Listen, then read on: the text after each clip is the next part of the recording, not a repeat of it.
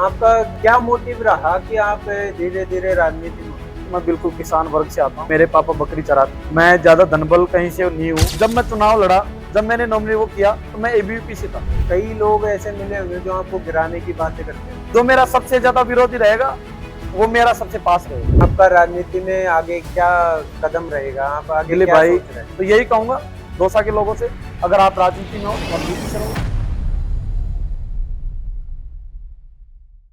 नमस्कार साथियों, मैं दिलीप मीना फिर से जुड़ चुका हूँ ठेठ बात पर। साथियों, इस वक्त हम मौजूद हैं दौसा जिले में और हमारे साथ मौजूद हैं पूर्वी राजस्थान की सबसे बड़ी कॉलेज के प्रेसिडेंट अध्यक्ष संजय भड़ाना जी।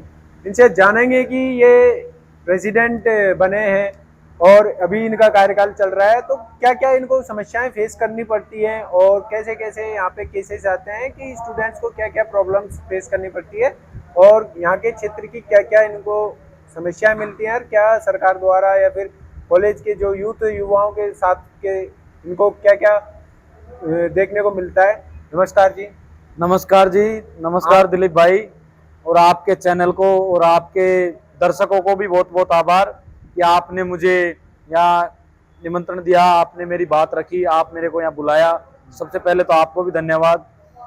आपने जैसे बताया पूरी राजस्थान की सबसे बड़ी कॉलेज का मैं अध्यक्ष रहा 2022 में।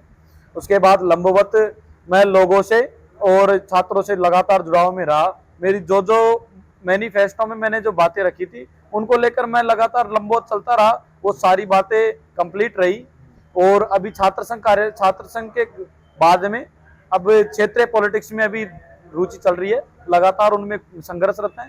जो भी काम होते हैं, जहां भी सामाजिक रूप से जिन जिन जगह कहीं भी कोई भी सामाजिक, एक समाज नहीं, सामाजिक हर समाज में हर जगह जहां भी मुझे जहां लगता है कि इन मुद्दों पर, इन चर्चाओं पर, इन बातों पर हमें आगे रहना चाहिए, मैं वहां लगातार सबकी बातें उठाता रहता हूँ।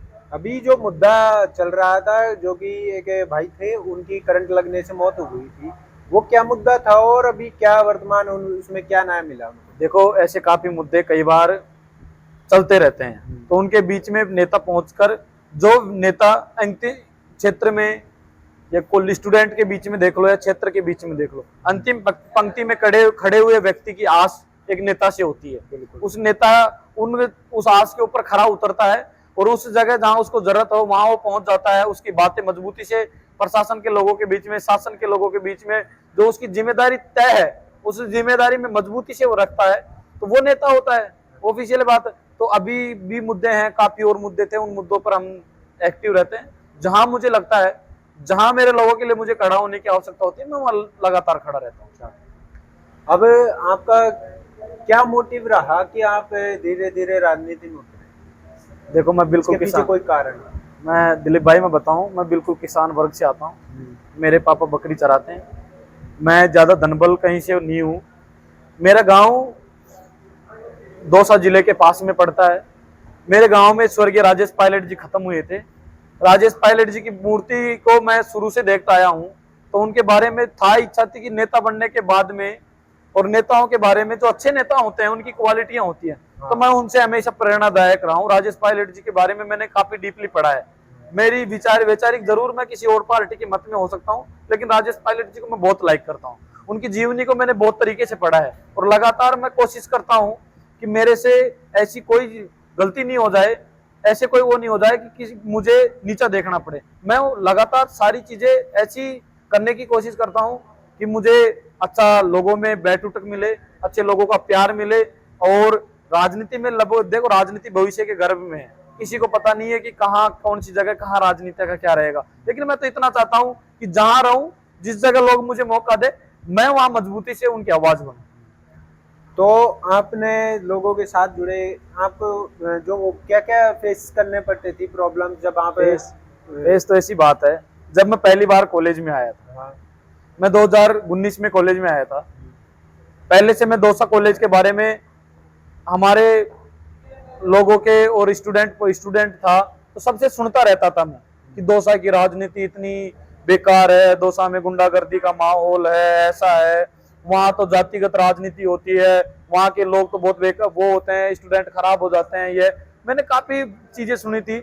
जब मैं राजनीति में आया तो मैंने वो देखा, कॉलेज के अंदर युवाओं में सब में जातिगत समीकरण के आधार पर राजनीति चल रही थी। मैंने उस परिसीमन को उसको तोड़ा, उस दायरे को तोड़ा। जब मैं चुनाव लड़ा, जब मैंने नॉमिनी वो किया तो मैं एबीवीपी से था।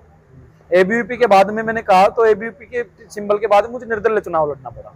निर्दलीय चुनाव लड़ा, सामने कैंडिडेट काफी भारी मात्रा वो थे, लेकिन फिर भी 36 कौम ने और 7 जातियों ने हर तरीके से मुझे जहां भी सपोर्ट की जरूरत पड़ी उन्होंने मुझे सपोर्ट किया। काफी अंतराल भरे चुनाव मतों से मुझे विजय बनाया, वो सबकी देन रही। फिर मैं लगातार एक्टिव रहा, सबके बीच में रहा। कोई बिना धनबल के आधार पर पहला मैं प्रेसिडेंट बना। बिना धनबल था, मेरे पास कुछ नहीं था, मेरे पास था तो सभी भाइयों का प्यार था, 3600 कौम का प्यार था, उनकी बदौलत रहा। और मैंने हमेशा ये फेस किया है, मैंने हमेशा ये देखा है, आप बता रहे थे कि जहां भी मुझे कोशिश हुई कि ये मुद्दा सभी के लिए डिपेंडेड है, सभी, और इससे सभी की फर्क पड़ेगा, आने वाली पीढ़ियां इनसे सीखेंगी, हमारे लोग मजबूत होंगे, तो मैंने उस दूर किया। और आज मैं जितना समझता हूँ आज बिल्कुल कॉलेज की स्थिति बहुत अच्छी है। लड़ाई पढ़ाई के रूप में बहुत, लड़के बहुत पढ़ाई के रूप में बहुत जागृत हैं। अब मेरा कॉलेज से बाहर हो गया, फिर भी मैं लगातार, आप देखो तो सोशल मीडिया पे, इन पे मैं लगातार उनकी बातें फिर भी उठाता हूँ। मैं 7 दिन में, मेरी एक खासियत रही है, 7 दिन में 1 दिन अभी भी मैं कॉलेज में पूरा दिन व्यतीत करता हूँ, लोगों के बारे में सुनता हूँ, चर्चाएं करता हूँ और अच्छे अच्छे लड़कों से मिलने का। आप जैसे भाई जो कभी कोई राजनीति के रूप में है, कोई सोशल मीडिया के रूप में है, कोई पढ़ाई के क्षेत्र में है, कोई खेल के क्षेत्र में, तो उनको मजबूती से आगे बढ़ाने का काम कोशिश करता हूँ। जब आप प्रेसिडेंट का चुनाव जीते तो आपको सबसे पहले कैसा महसूस हुआ और किसका कॉल आया कि बधाई के रूप में? एक तरीके मैं जब प्रेसिडेंट का चुनाव लड़ा तो प्रेसिडेंट का चुनाव काफी विषम परिस्थितियों में मेरा चुनाव रहा। मैंने काफी चीजें फेस की, सभी भाइयों का मुझे प्यार मिला, 36 कौम का प्यार मिला, बड़े लोग थे जो राजनीति में यहाँ सक्रिय थे, उनका भी मुझे काफी प्यार मिला, सब लोगों ने मुझे वो किया। और आपने जैसे पूछा कि किसका कॉल आया, तो कॉल का तो ऐसा तो कुछ मेरे वो नहीं है, लेकिन मैं जब घर गया, सभी लोग मेरे घर आए, सभी ने मुझे बधाइयां दी, और फिर बाद में एक जादम पर बैठे, एक सुकून वाली बात हुई। और मेरे छोटे से गांव में से निकलकर एक जिले की बड़ी कॉलेज का प्रतिनिधित्व किया, मेरे गांव गया, मेरे माता पिता के बीच में गया, तो वो बहुत अच्छी फीलिंग आती है, बहुत अच्छा लगता है जब आप जिसके लिए संघर्षरत हो। क्योंकि मुझे घर से निकालना नहीं जाता था, मैं आता था तो काफी समय के लिए दोस्त यहाँ आता था, काफी परिस्थितियों को फेस कर करके मैं प्रेसिडेंट बना। गांव वालों का सपोर्ट मुझे बहुत अच्छा लगा। तो ऐसा क्या है, बार बार जब कोई जैसे युवा हो या कोई भी हो, अगर राजनीति में उतरता है तो उनके घर वाले कई बार रोक देते हैं, या फिर उनके घर वालों को कई लोग ऐसे गलत मैसेज देते हैं कि ये राजनीति में जा रहा है, ये हो जाएगा, वो हो जाएगा। ये बहुत ही, जिसमें ग्रामीण परिवेश में, हाँ बिल्कुल, ग्रामीण परिवेश में जब तक आदमी करके नहीं दिखाता, जब तक लोगों को यकीन नहीं होता। पहली बार जो आदमी करता है तो उसको ये फेस करना पड़ता है कि यार ये क्या कर लेगा और क्यों कर लेगा, और आपस में एक अलग अलग तरीके की बातें निकल कर आती है। ये तो वो है, इसमें ये है, ये बोलना नहीं जानता, वह नहीं जानता, कमियां ढूंढते हैं लोग। लेकिन जब आप करके दिखाते हो ना, जब आप लोगों के बीच में जाके करने की कोशिश करते हो, जब करते हो, जब आप देखो परिणाम बोलता है, तो परिणाम, जब परिणाम ही करारा तमाचा होता है। मैं तो राजनीति में, जो भाई राजनीति में लंबोत सक्रिय है ना, मैं तो उनको यही कहता हूँ, मेरे साथ वालों को भी यही कहता हूँ, मैं कभी कुछ नहीं वो करता, मैं सबको आगे अग्रिम पंक्ति में खड़ा करके राजनीति करता हूँ। मैं तो उनको यही कहता हूँ, बिल्कुल करप्टेडहीन लोगों से बच के चलो, ऐसे लोग जो आपको कमजोर करते हैं उनसे बिल्कुल बच के चलो, और आपकी राजनीति का एक दायरा बनाओ। आपकी राजनीति बिल्कुल स्वच्छ होनी चाहिए। आपको कोई भी किसी भी चीज के लिए, किसी मुद्दे के लिए खड़े हो जाओ, या किसी की मांगों के लिए खड़े हो जाओ, या किसी भाई के लिए डटकर खड़े हो जाओ, तो हर परिस्थिति में उसके लिए लड़ो। मैंने तो ये हमेशा किया है, जिसकी परिस्थिति के लिए मैं चाहे किसी भी हद पर जाना पड़े। आज आपने देखा प्रशासन ने बात नहीं मानी, प्रशासन ने वो नहीं किया, वो लोग सारी रात धरने से प्रदर्शन पे बैठे थे, मैंने आधे घंटे का 1 घंटे का अल्टीमेटम दिया, अल्टीमेटम नहीं देने के बाद पूरे दिन दौसा की सड़कें जाम की, ऐसे काफी उदाहरण है मेरी राजनीति की, जब मैं मेरे स्तर से करने की कोशिश करता हूँ तो वहां मैं मजबूती से खड़ा रहता हूँ। और मैं तो भविष्य के सभी भाइयों से कहना चाहता हूँ, राजनीति में अपनी लाइन, अपने सिद्धांत और अपने विचार अडिग रखो, मजबूत रखो। एक दिन ऐसा मौका आएगा, आपको मिलेगा एक दिन ऐसा मौका कि आप उसको दुनिया के बीच में दिखाने की कोशिश करो। तो आपको भगवान, देखो भगवान के घर देर है अंधेर नहीं है, संघर्षरत रहो। पैसा नहीं है, गाड़ी घोड़े नहीं है, मेंटेनेंस नहीं है, ये नहीं है, आजकल के नेताओं के लिए वो चाहिए, आजकल के डिपेंड। मैं तो, आप देखो तो मैं तो अभी भी कॉलेज का प्रेसिडेंट रहा, और अभी भी मैं तो मेरे स्तर से राजनीति में तो मोटरसाइकिल पर राजनीति कर लेता हूँ। मैं तो घूमता हूँ लोगों के बीच में, मैं तो जाता हूँ सबके बीच में, बसें में भी चल जाता हूँ, जहां मुझे पहुंचने में देरी कहीं हो तो गाड़ी से भी चल जाता हूँ। तो ये क्या है, आप कैसे आया, क्यों आया, किस लिए आया, ये दुनिया देखना पसंद नहीं करती, वो है ही नहीं। लोग ये देखते हैं ये कैसे आया, कितनी मजबूती से बात रखी, क्या क्या बात करके गया, उसके ऊपर विचार करते हैं लोग। आपको कई लोग ऐसे मिले होंगे जो आपको गिराने की बातें करते हो। देखो मैं उन लोगों के बिल्कुल दूर रहता हूँ, ना मैं उनको कभी कोई गणना में, मेरी गणना में लाता हूँ। मैं बिल्कुल, हो सकता है कई के बीच में खटक जाऊं, कुछ कर जाऊं, लेकिन मेरा प्रयास नहीं रहता कि मैं लोगों से कभी दूर रहूं। मेरा तो सबसे पहले उसे गले लगाने की कोशिश करता हूं जो मेरा विरोधी हो, मेरा शुरू से रहा है। जो मेरा सबसे ज्यादा विरोधी रहेगा वो मेरा सबसे पास रहेगा। तो आपको किसी का सपोर्ट मिला, किसी नेता ने आपको सपोर्ट किया या फिर किसी ने? देखो पार्टी पॉलिटिक्स है दिलीप भाई, इसके अंदर चलते रहते हैं, सपोर्ट भी करते हैं, नेताओं को इच्छाएं भी रहती हैं। नेताओं का क्या है, नेताओं का देह है, मैं खुद की मेरे लिए समझ लो या किसी और के लिए, नेताओं ने गिव एंड टेक का है। आप किसी नेता के लिए समर्पित रहोगे तो नेता आपके लिए समर्पित रहेगा। विषम परिस्थितियों में नेता जहां कहे, आपका नेता जो हो, जिसको आप आइडल मानते हो, जिसके लिए आप लड़ रहे हो, तो उसको उस विषम परिस्थिति में लड़ाई लड़ो, और आपके लिए भी वो नेता लड़ाई लड़े, वो नेता है। मैं तो अधिकतर उसी नेता को, मैं काफी देखो छोटी चीज राजनीति में, काफी नेताओं से मेरे मेल मिलाप रहे हैं। मेरे काफी नेताओं ने हौसले भी देते हैं, कई कमजोरी भी करते हैं, लेकिन मैं अभी वो अचीव करने में समय लगता है, सब चीजें करके दिखाने में समय, तो मैं भी उस चीज में लग रहा हूँ, मैं समर्पित हूँ, नेताओं के लिए करता हूँ। तो देखो भविष्य में क्या रहता है। अभी आपका राजनीति में आगे क्या कदम रहेगा, आप आगे दिलीप क्या भाई, सोच रहे हैं? राजनीति का तो देखो, राजनीति तो करने वालों का खेल है। राजनीति तो करने वाले करते रहते हैं, और जो नहीं करते वो चर्चाएं करते रहते हैं। मैं तो राजनीति में यही है, मेरे सिद्धांतों की राजनीति है। जहां मुझे अच्छा लगेगा, जहां मुझे सुटेबल लगेगा, कहाँ मुझे चुनाव लड़ना चाहिए, किन लोगों के बीच में चुनाव लड़ना चाहिए, कैसे लोगों के बीच में प्रतिनिधित्व करना चाहिए, मैं कोशिश करूंगा अपने लोगों की आवाज उठाऊं।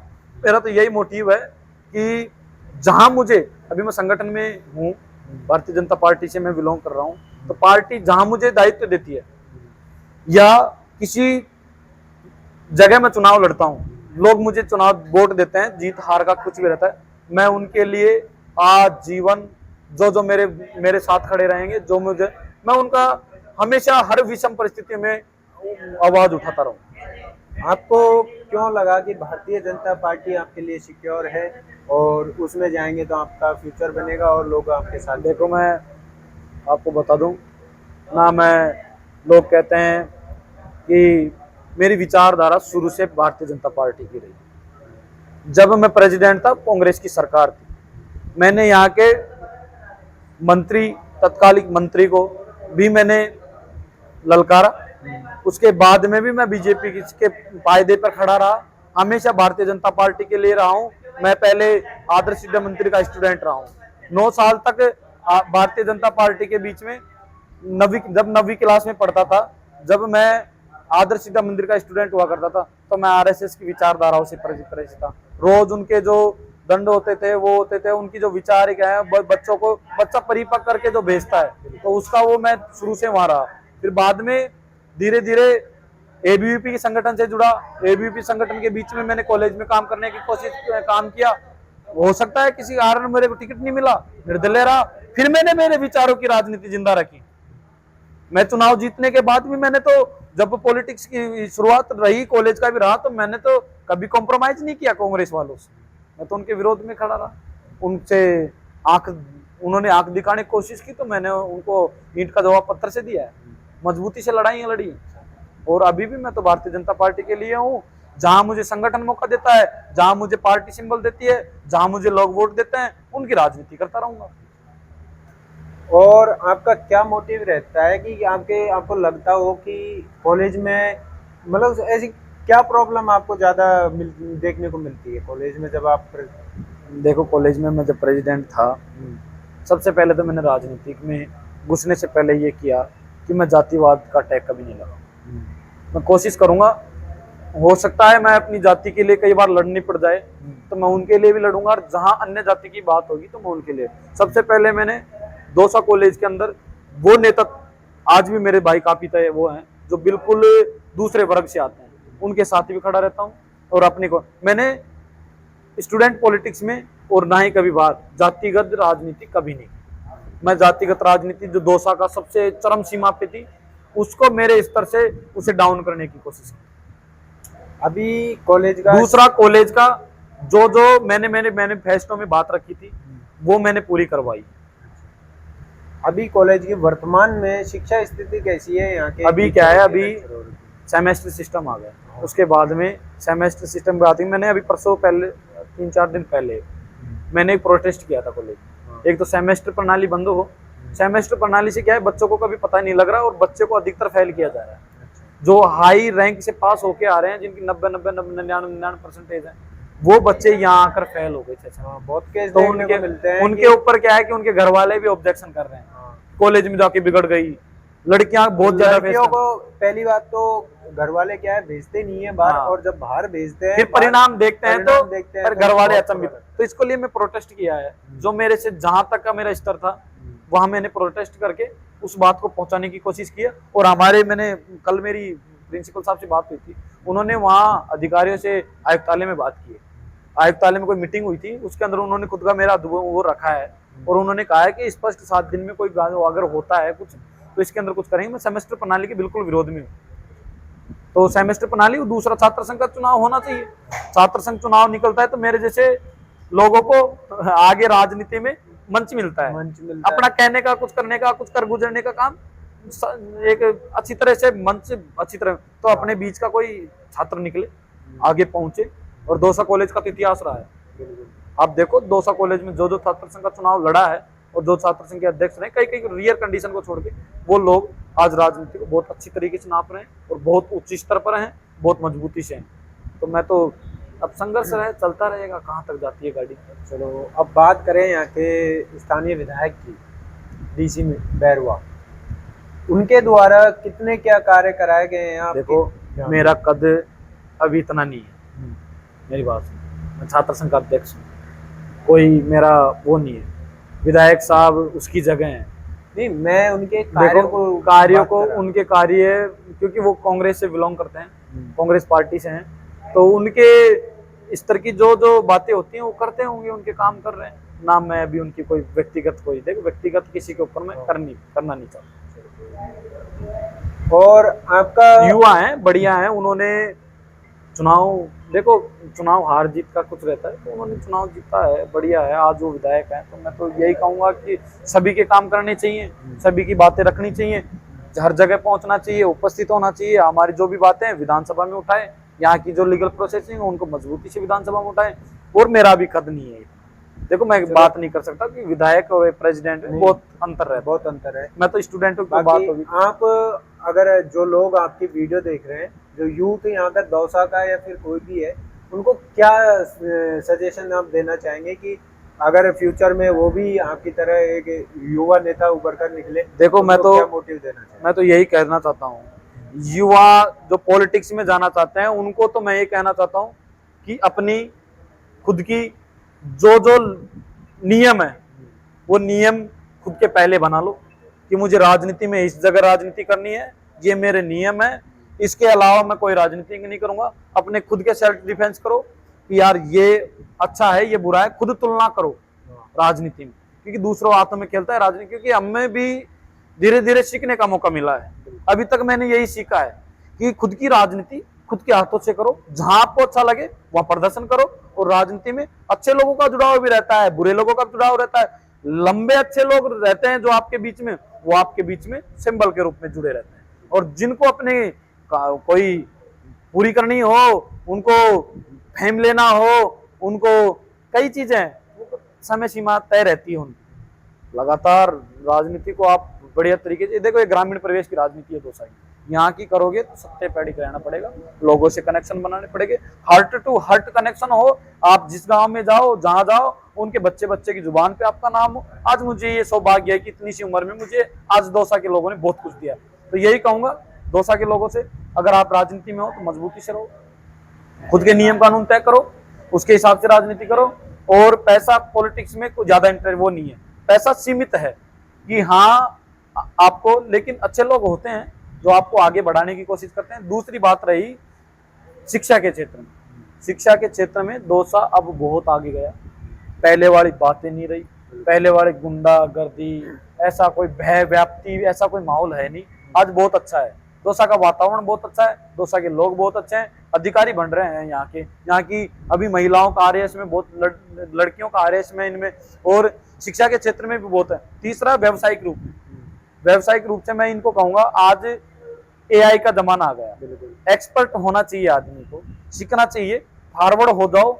आज जैसे अपन इस कैफे में बैठे हैं, ये भाई श्रेयांश का संचालक है, इसके साथ में छात्र राजनीति करता रहा है भाई, आज कैफे चला रहा है, हमें तो खुशी है, आज अपन बैठकर यहाँ इंटरव्यू कर रहे हैं, कितनी बड़ी बात है। ऐसे क्षेत्र में जैसे कैफे हो गए, रिजॉर्ट हो गए, कोई अपनी खुद की अच्छी अच्छी चीजें हो गई, तो उसमें स्किल करता रहना चाहिए आदमी, बढ़ता रहे आदमी।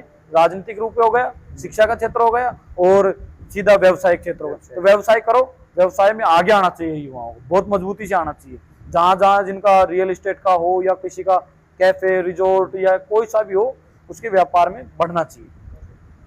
तो साथियों, युवा संघ के जो प्रेसिडेंट हमारे साथ मौजूद थे, इन्होंने बात बताई जो भी यहाँ की जो समस्याएं रहती थी कॉलेजों की, और कॉलेज में जो भी सेमेस्टर सिस्टम था उसकी भी समस्या बताई, और ये डटकर लड़कर अपनी बात मनवाते हैं, और जो भी प्रॉब्लम होती है यहाँ के यूथ को या जो भी लोगों को, वो ये खड़े होकर उनकी समस्याओं का हल और निवारण करवाते हैं।